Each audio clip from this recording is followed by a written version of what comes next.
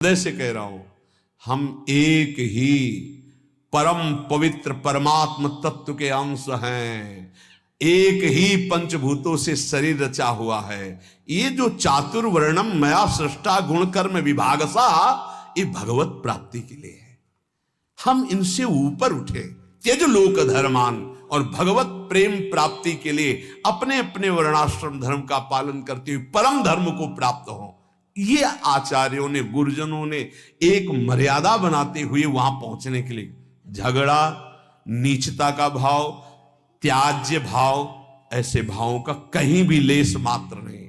अपने अपने धर्म का पालन करते हुए परम धर्म में, परम धर्म के लिए सर्वधर्मान परित्यज्य, शब्दों को देखिए, सर्वधर्मान परित्यज्य मामेकम शरणम ब्रज अहम त्वाम सर्व पापेभ्यो मोक्षयिष्यामि मा शुचा। अब आपको एक बड़ा मंगलमय चरित्र बता रहे हैं। श्रीनाथ जी अपने गिरिराज में प्रकट हुए। पास में ही ब्रजवासियों का एक छोरा जो चतुर्वर्ण में आता था, उनके साथ खेलते थे जाके मंदिर से निकल के। श्री गोविंद स्वामी जी ने, सखा थे, उन्होंने देखा। अब सखा का भाव तो सखे जैसा होता है, उसका भी कान्हा ही नाम था। वैसे शब्दों में चतुर्वर्ण का संबोधन था उनके। जो कान्हा उनके साथ श्रीनाथ जी खेलते, गोविंद स्वामी जी ने देखा, कहा सारे सखा भाव था। गुरुजी आचार्य जी जो है 3-3 बार नहा के और पवित्र होके और सब कपड़ा कोई छुएगा नहीं, हटो हटो, फिर तुम्हारी सेवा में जाते हैं, और यहां तुम इसके साथ खेल रहे हो। तो श्रीनाथ जी ने कहा देखो ये हमसे बहुत प्यार करता है, और हमसे जो प्यार करता है हम उससे प्यार करते हैं, हम इसके साथ खेलते हैं। तो उन्होंने कहा अच्छा सुनो, एक बात करो, ये जो कुंड है ना, गोविंद कुंड, इसमें आचमन कर लो तुम। तो हम श्रीनाथ जी से कहा कि हम शिकायत नहीं करेंगे, नहीं हम आचार्य चरण से शिकायत कर देंगे। ये स्वप्न नहीं है, ये खेल है जागृत का। वो आचमन करने के लिए जो कुंड में गए, मारा धक्का, पूरा श्रीनाथ जी भींज गए। उधर जय हो करके जो पट खोले तो श्रीनाथ जी पूरे भींजे हुए और कांप रहे थे। आचार्य चरण विठल गोस्वामी जी ने कहा कि विठलेश जी ने कि ये क्या लीला है जय जय, पूरी पोशाक भींजी हुई हो आपका। बोले गोविंद स्वामी से पूछ लो, वो हमको कुंड में ऐसे धक्का दे दिया। इतना उद्दंडता करते हैं आपके साथ, बुलाए गोविंद स्वामी को, बुलाओ। बहुत उच्च कोटि के महापुरुष गोविंद जानते थे आचार्य चरण। आए गोस्वामी विठल, प्रणाम किया विठल नाथ जी को, जय जय, बड़ी उद्दंडता करते हो तुमने श्रीनाथ जी को कुंड में ढकेला। हाँ ढकेला, क्यों, किसके साथ खेल रहा था, बोलो। श्रीनाथ जी से कहा बोलो ना किसके साथ खेल रहे थे। तो श्रीनाथ जी चुप, बोले जय जय ये अमुक वर्ण के लड़के के साथ खेल रहा था। तो कहा जय जय, तो उनका देखो आप रोकना मत, जो हमसे प्रेम करते हैं हम उनको अपना मानते हैं, जो हमारे हैं उनमें ये सब। तो ये अच्छे से आप समझ लीजिए, हमारे प्रभु केवल अपनापन देखते हैं, अपनापन। ये सब मायाकृत रचना है, ये सत्य नहीं है। सत्य है हम भगवान के हैं, ये बात सत्य है। हम भगवान के अंश हैं, ये सत्य है। ये सत्य नहीं है ये शरीर जहां पैदा हुआ है, जहां बढ़ा है, जहां पला है, वो इसी भूमि में गाड़ दिया जाएगा, इसी में राख बन जाएगा, ये सत्य नहीं है। हमारा जो स्वरूप है वो अविनाशी, परम पवित्र, त्रिकाल में कभी अपवित्र होने वाला नहीं, वो सच्चिदानंद में परम सत्य है।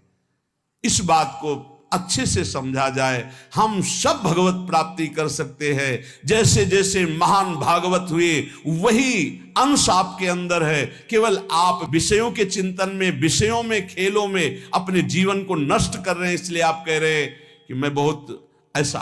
अगर आप अभी चिंतन करने लगे, भगवत स्वरूप में आए, तो आप प्रभु के जन हैं, आप प्रभु के स्वरूप हैं, आप प्रभुमय हैं। ये जानने की बिल्कुल, ये जो बाहरी बातें इनको लेकर के बड़ा चुभता है जब किसी बड़े के मुखों से सुनते हैं। हमें प्रोत्साहन देना चाहिए उसको भगवत प्राप्ति के लिए, ना कि उसको इतना गिरा देना चाहिए कि वो कभी सोच ही न पाए कि मैं भी भगवत प्राप्ति कर सकता हूं। हमारा इतिहास भरा हुआ है कि कोई भी कहीं से भी भगवान का भजन करे तो वो भगवत स्वरूप को प्राप्त हुआ है, वो महान ऋषि बन गया है। इसलिए सबसे प्रार्थना है, पूज्य पादुड़िया बाबा जी कह रहे कि जैसे विद्वता का बल, जाति का बल, धन का बल, रूप का, ये सब भगवत भक्ति उदय नहीं होने देते। इसीलिए हमें लगता है कि भगवान की बड़ी कृपा है उनके ऊपर जिनके पास कोई उपाधि नहीं है। ये उपाधि बड़ी उपद्रव पैदा कर देती है, पदवियां बड़ी उपद्रव पैदा कर देते हैं। यदि समर्थ ना हुआ तो गुरु प्रतापी ही इस पदवियों को सह सकता नहीं। दक्ष ने देखो ना, प्रजापति बन गए तो भगवान शंकर को कैसे कटु वचन बोल रहे थे। तो जिसे ब्रह्मा, बड़े बड़े महर्षि वशिष्ठ, वाल्मीकि आदि ध्यान धरते थे, हमारे ब्रज के ग्वाल बाल उसके साथ कैसे खेलते थे, ये बात देख करके इनको सबको आश्चर्य हुआ है। ब्रह्मा जी को तो इतना आश्चर्य हुआ कि उन्होंने अपनी माया का प्रभाव दिखाना चाहा, सखाओं को गायब कर दिया, बछड़ों को भी गायब। ऐसा कभी भोग लगाते हुए सुना है? ऐसे सब सखा बैठे मंडलाकार। वो आश्चर्य है, मंडलाकार में सबके सामने गोविंद का मुख है, किसी के सामने पीठ नहीं है, और पहले कोई गोविंद को नहीं पवाता। ये ब्रज की रीति है, पता नहीं कैसा लगे, इसलिए सब पहले अपने मुख में लेते। हाँ, ये छाछ मीठी है, मुंह में आ गई, अब हम पा नहीं सकते क्योंकि मीठी है। इशारा किया नेत्रों से, कन्हैया नजदीक आए, पवा दे। ये बात देखकर ब्रह्मा जी को लगा कि इन ग्वाल बालों की जूठन खाने वाला ये क्या परब्रह्म परमात्मा तत्व है। देखें इनकी वैभव संपन्न कोई लीला, तब हमारा विश्वास पुष्ट हो। बड़े बड़े भगवान की प्रेम लीला को समझ पाना बड़ा कठिन है। अगर सखा रूठ जाता है तो भगवान हाथ जोड़ के मनाते हैं, नहीं खेल से मुझे मत निकालो। ऐसे जिसे ब्रह्मा, वशिष्ठ, वाल्मीकि ध्यान में एकाग्रता पूर्वक आराधना करते हैं, ग्वाल बाल उनकी सवारी लेते हैं। बकैया ठाकुर जी घोड़ा बनकर चलते हैं, ऊपर से सखा बैठते हैं। ये प्रेम सर्वोपरि जिसमें भगवान अधीन हो जाते हैं।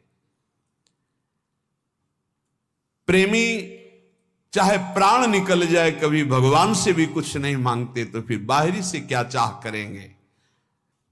इस मार्ग के पथिक को कभी किसी के आगे हाथ नहीं फैलाना चाहिए। ध्यान से अपने जीवन में देख लीजिए, सुने न देखे कि प्रेमी भक्त भिखारी। तभी कहा एक अनन्य व्रत खाणे की सी धार। इनसे मिलना, उनसे बात करना, उनके पास जाना, उनके पास बैठना। तुम कोई नेता हो, कोई सभापति हो, तुम्हें समाज सुधार करनी है, तुम्हें अपना सुधार करना है, तो ये प्रपंच क्यों? गर्दन नीची माधुकरी मांगा, या जहां गुरु प्रदत्त प्रसाद पाया एकांत सेवन करते हुए। सेवा है तो सेवा, एकांत सेवन करते हुए। इनसे मिलना, उनसे मिलना, ये निंदा स्तुति प्रपंच, इससे क्या लाभ ले लोगे?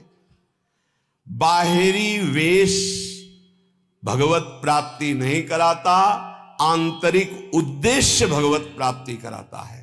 यदि बाहरी भेष और आंतरिक उद्देश्य दोनों हो तो जगत मंगल, यदि बाहरी भेष और आंतरिक उद्देश्य नहीं तो दुर्गति। इस बात को समझ लीजिए, उद्देश्य क्या है आपका। कुछ लोग तो इतने में ही संतुष्ट हो जाते, अच्छा भोजन मिला, कपड़ा लत्ता मिला, दिनचर्या बढ़िया दिन कट रहा है। अरे भाई, इसके लिए नहीं नहीं, सुने न देखे प्रेमी भक्त भिखारी। तिनको दाम काम को लोभ न जिनके कुंज बिहारी। जिन्होंने प्राण प्रीतम प्रभु को अपना मान लिया, वो किसी के आगे बाबूजी कह के रुपया के लिए हाथ पसारे, बोले कभी ऐसा नहीं देखा गया, वो नाटक है, दम्भी है, पाखंड हो सकता है, ऐसे कोई भगवान का भक्त नहीं कर सकता, पक्का ऐसा कभी नहीं देखा गया। हमने देखा है महापुरुषों को, कभी ऐसी तो ठाकुर जी या जमीन पे रख दो तुम, ऐसे मांगा नहीं है, ऐसे कभी नहीं। तिनके दाम काम को लोभ न जिनके कुंज बिहारी। तुम्हें भगवान का भरोसा नहीं तो कैसे भक्त, कैसे भगवान का भरोसा नहीं तो भक्त कैसे। सब आश्चर्यमय कार्य उसके होते हैं जो भगवान का भरोसा रखता है, दृढ़ भरोसा।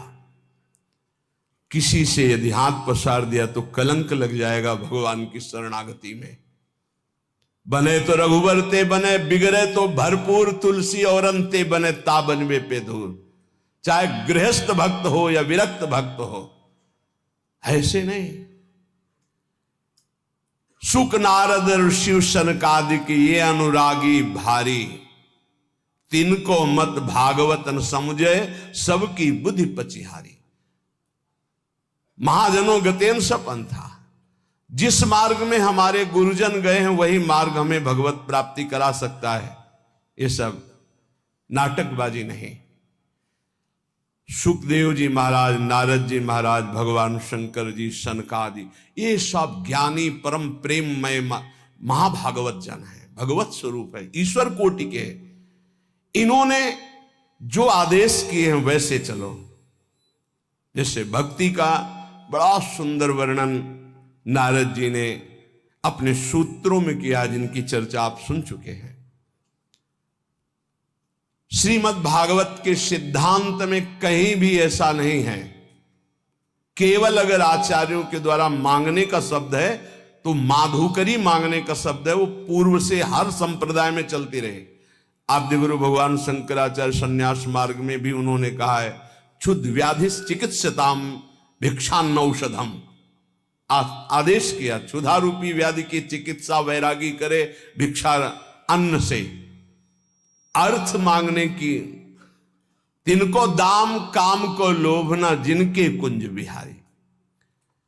इस मार्ग में चलने वाले के लिए रसना इंद्री दो बैरिन जिनकी अनि अनियारी। इस मार्ग के उपासक को काट के गिरा देती है दो इंद्रियां, एक जनेन्द्री और एक रसेंद्री, काट के गिरा देती है। अनियारी, अनियारी, इनकी बहुत तीखी धार काट के गिरा देती, परमार्थ में चलने ही नहीं देती। रसेंद्री और जनेन्द्री, उपासक इस पर ध्यान दे। रसेंद्री का सुधार करे तो जनेन्द्री का सुधार अपने आप हो जाएगा। जिसकी रसेंद्री पर विजय नहीं, वो जनेन्द्री पर विजय प्राप्त नहीं कर सकता। रसना इंद्री दो बैरिन जिनकी अनि अनियारी, करी आहार बिहार परस्पर बैर करत व्यभिचारी, सुने न देखे प्रेमी भक्त भिखारी। ये आचार्य बोल रहे हैं, महापुरुष जन है, कह रहे हैं खूब अच्छा अच्छा आहार करते हैं, व्यभिचार करते हैं और अपने को महाभागवत मानते हैं। ये परमार्थ का पथ नहीं है, नाटक का मार्ग नहीं है। ऐसा क्यों करते हैं ये? बोले इनके जीवन में भजन नहीं है, इसलिए। वेश बनाने मात्र से भगवान की प्रियता नहीं होती, भजन करने से भगवान की प्रियता होती। भगवान की प्रियता होने पर ही विषय विषवत लगते हैं, अन्यथा नहीं। तो कह रहे हैं विषयीन की प्रतीत न हरि को रीत कहत बाजारी। ये बाजारी लोग हैं। बाजारी लोग जैसे बाजार में नाटक दिखाकर दूसरों को लुभाकर अर्थ आदि को ग्रहण करना, ऐसे ही अपनी भक्ति को बाजारी बना रहे हैं, जो रसेंद्री और जनेन्द्री का सेवन कर रहे हैं।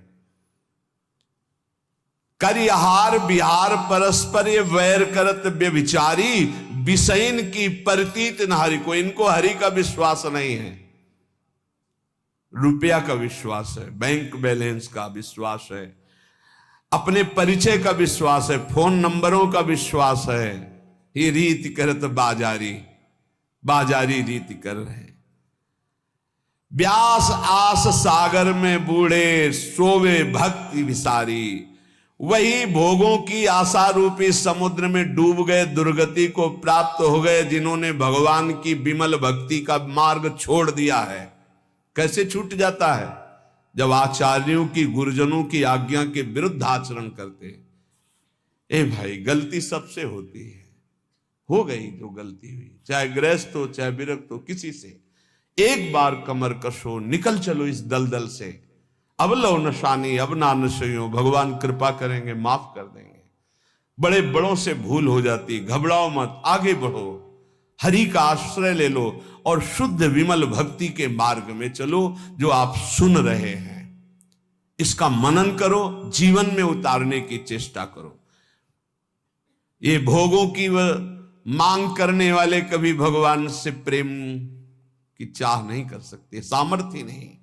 इसलिए भक्त से, पूज्य बाबा कह रहे हैं, प्रेम मार्ग में यदि आपको जाना है तो किसी तुच्छ विषय की मांग भगवान से मत कर लेना, नहीं उसी में तुम रुक जाओगे, आगे नहीं बढ़ पाओगे। हर समय जब तुम भगवान को समर्पित अपने जीवन को कर दियो तो खुद जिम्मेवारी लेते हैं, तुमको चिंता किस बात की है। शास्त्र और आचार्यों का सिद्धांत ही भगवान की प्राप्ति कराता है, मनमानी आचरण नहीं। जो अपने मनमुखी चाल से चलता, वो कितना भी बढ़िया साधन कर ले, वो भोगों की इच्छा को काट नहीं सकता। ये ध्यान देना। शास्त्र और आचार्यों के सिद्धांत से जो चलता है वही भगवत प्राप्त होता है। कोई मनमानी आचरण करके चाहे जितना अच्छा साधन बना के चले, भोगों की इच्छा को नहीं काट सकता। फिर भगवत प्राप्ति कैसे हो जाएगी? फिर परम शांति कैसे प्राप्त हो जाएगी जब भोगों की इच्छा नहीं काट पाएगा? इसलिए शास्त्र और आचार्य गुरुदेव की आज्ञा पर चलने वाला ही प्रेम को प्राप्त होता है। भगवान में कोई इच्छा स्वयं नहीं है, प्रेमी की इच्छा ही जाकर के भगवान में इच्छा प्रकट करती, खेलने की, भोग आरोगने की। जैसी भक्त इच्छा करता है, भावे मोहि जोई सोई सोई करें प्यारे। प्यारे पूर्ण काम है, उनको कोई भोग की आवश्यकता, किसी क्रीड़ा की आवश्यकता नहीं। सेवक जी महाराज कहते हैं, मांगो मन मनसि दासी अपनी करी, पूर्ण काम सदा हृदयम। आप पूर्ण काम हो हे प्रियालाल, हमारी आवश्यकता नहीं, पर हम ये अपने भाव आपको कि मांगो मन मनुष्य दासी अपनी कर, आप मुझे अपनी दासी बना लो, अपनी सेवा में रख लो, ये मेरी मांग है, आपको आवश्यकता नहीं है। भगवान में भूख नहीं है, भगवान में इच्छा नहीं है, चाह नहीं है। भक्त की इच्छा, भक्त का भाव, भक्त की इच्छा भगवान में भूख पैदा करता है। ये ऐसी प्रेम की बात। प्रभु रो रहे हैं यशोदा मैया का दुग्ध पान करने, ओ मेरा लाला पालने से उठाती पवा रही है। ये भाव, भाव का भूखा, वात्सल्य भाव, तो भगवान वैसी लीला कर रहे हैं। जो अपने इष्ट में आसक्त है वही भक्त है। इष्ट के अतिरिक्त जहां कहीं भी आसक्ति है वही दुर्गति का कारण बन जाएगी। एक हिरन के बच्चे में आसक्ति हुई तो अगला जन्म हिरन का। एक एक शब्द बहुत अमूल्य है। यदि आपने केवल प्रभु में आसक्ति कर ली तो आपको अब प्रभु को बुलाना नहीं पड़ेगा, वो आपके सामने ही रहेंगे हर समय। निरंतर प्रभु आपके सानिध्य में रहेंगे। छिन छिन बिहरत संग, छिन छिन निरखत प्रेम भरी। यहां पूज्यपाद उड़िया बाबा जी कह रहे, जिनकी कहीं आसक्ति नहीं है प्रभु के सिवा, उनको कभी यह मांगना नहीं पड़ता कि प्रभु आप हमें दर्शन दे दो। हर समय उनके नेत्रों के सामने प्रभु बने रहते हैं। जब तक अपने पास बुद्धि रहती है तब तक ऐसी स्थिति नहीं आती। जब अपनी बुद्धि प्रभु में समर्पित हो जाती है, जब तक अहंकार रहता है तब तक ऐसा नहीं होता। जब अपना अहंकार प्रभु में समर्पित हो जाता है तब ये भगवद अर्पण केवल मुंह की बात नहीं है, बहुत ऊंची स्थिति। अहंकार समर्पित हुआ तो अब देह में रोग हो गया तो शिकायत क्यों? अब तो देह आपने अर्पित कर दी प्रभु को। अपमान हो रहा तो आप दुखी क्यों? निंदा हो रही तो दुखी क्यों? क्योंकि आपने तो अपना जीवन प्रभु को अर्पित कर दिया है। इसलिए वो महान उपासक जो अहंकार और आसक्ति प्रभु के चरणों में समर्पित कर दिए हैं, सौंदर्य, अद्भुत सौंदर्य प्रभु का, अद्भुत आनंद प्रभु का, अद्भुत सुख प्रभु का उनके हृदय में प्रकट होता है, फिर उनको कोई चाह, कोई आवश्यकता, किसी से अपना संबंध, ये चाह ही नहीं रह जाती। यदि आप गुरु प्रदत्त नियम से भजन करेंगे तो निश्चित आपको प्रेम की प्राप्ति हो जाएगी। गुरु प्रदत्त भजन में सामर्थ्य है प्रेम प्रदान करने की। बार बार महापुरुषों के श्रीमुख से बात निकल रही। यदि ऐसा नहीं तो लय, विक्षेप और विघ्न ये आपके निवृत्त नहीं हो सकते। ये बात, हाँ, एक प्रश्नकर्ता ने प्रश्न किया था कि मैं सुन करके बहुत समय से नाम जप कर रहा हूं, पर एक ऐसी स्थिति होती, नाम छूट जाता है, क्या वो समाधि है? तो तंद्रा होती, वो समाधि नहीं होती। समाधि जो होती है वो जागृत, स्वप्न और सुषुप्ति तीनों से परे होती है। होती गाढ़ अवस्था है, पर वो जागृत अवस्था में होती है, वो निद्रा की तरह नहीं होती। यदि गुरु प्रदत्त नियम नहीं है, ये बहुत कीमती शब्द है अगर साधक पकड़े, गुरु प्रदत्त नियम नहीं है, मनमानी आचरण है भजन का ही, तो वो लय, विक्षेप और विघ्नों से युक्त रहेगा। लय, नींद में डूब जाना, विक्षेप, विषयों का बार बार आक्रमण होना, और विघ्न, विषयों में फिसल जाना। और गुरु प्रदत्त नियम में चलने वाला लय, विक्षेप और इन विघ्नों को परास्त कर देता है। जब प्रेम का प्रादुर्भाव होता है तो ये भाव प्रकट होने लगते हैं। कभी शरीर में कंप आने लगता है, जैसे सर्दी में शरीर कांपता है तो गर्मी में शरीर कांपने लगेगा। प्रगटित प्रेम प्रकाशम सकल जंतु शिशिरी कृत चित्तम, एकदम कंपायमान हो, कोशिश भी करे शरीर को रोकने तो कंपायमान होना, वो रोकने की कोशिश करे फिर भी बिना किसी बाहरी दुख या आंतरिक चिंतन के वो अशुभ प्रवाह हो रहा है। जैसे कोई रो रहा होता तो एक ही उद्देश्य होता है उसका कि यार कोई दुख है ऐसा, लेकिन प्रेमी जनों का और दुख सुख से संबंध नहीं होता, वो आनंद में प्रभु के संबंध से अशुभ प्रवाह होता है। दुख में तो कभी आंसू आ ही नहीं सकते, पीड़ा में कभी आंसू नहीं आ सकते, संसारी के भगवत चिंतन में कभी आंसू नहीं आ सकते, और भगवत भक्त के कभी पीड़ा में आंसू नहीं आ सकते। ये पहचान है, उसके आंसू गिरेंगे तो भगवत भाव में ही गिरेंगे, पीड़ा में नहीं गिरेंगे। कंप होना, अशुभ प्रवाह होना और पुलकायमान होना, रोम रोम एकदम जैसे कटहल का फल होता है उसमें काटे ना, हाँ, पुलक शरीर पनस फल जैसा, कैसा पुलकायमान शरीर हो जाता है, पनस फल जैसे कटहल के फल के काटे, स्तंभ।